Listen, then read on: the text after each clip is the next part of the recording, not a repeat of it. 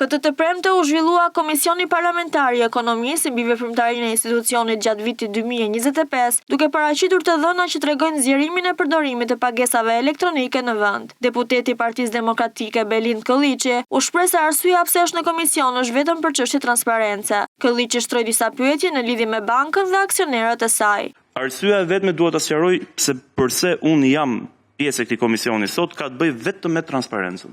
Për cilët aksioner është bërë ky vlerësim nga Banka e Shqipërisë.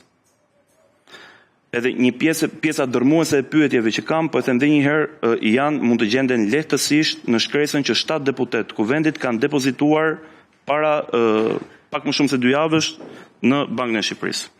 Cilët janë aksionerët me pjesëmarrje influencuese sipas përcaktimeve të nenit 4.8. 3. A janë dorëzuar të dhënat profesionale dhe tregtare të 7 viteve të fundit për çdo person që zotron pjesëmarrje influencuese. 4. Cilat janë kualifikimet dhe përvoja e aksionerëve me pjesëmarrje influencuese të përshtatshme për realizimin e planit biznesit të kësaj banke digjitale. Po heqim emrin.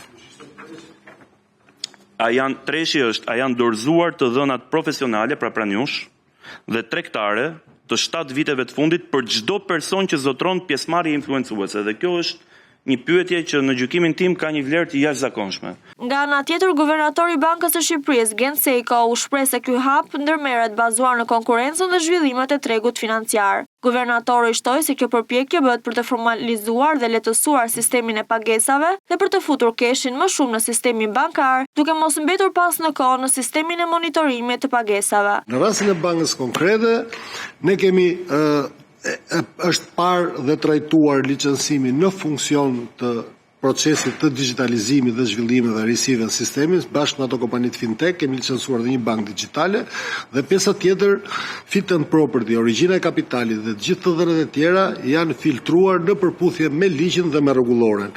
Tani eksperienca e lidhur me administratorët, me këta persona që janë aksionerë, ka punuar në tregun financiar, por bankat digjitale që nga revoluti që ka më të madhe, gjithë bankat nuk kanë pasur eksperiencën e një banke tradicionale, sepse janë risi, janë bankat të reja në treg, por kanë eksperiencë financiare dhe janë administratorët ata që kanë eksperiencën bankare, dhe në rastin konkret administratorët e kësaj banke që ne kemi miratuar, kanë një eksperiencë dhe për më tepër përveç eksperiencës në letra dhe i njohim, se pjesa dërmuese janë nga tregu lokal, pra ka një eksperiencë mbi 20 vjeçare dhe ka një performancë të mirë, pra me integritet dhe profesionale. Kujtojmë se deputeti i Partisë Demokratike Belind Kolliçi ka hedhur akuza dhe më parë lidhur me mungesën e reagimit nga Banka e Shqipërisë mbi licencimin e bankës së parë digjitale në vend, Jetbank.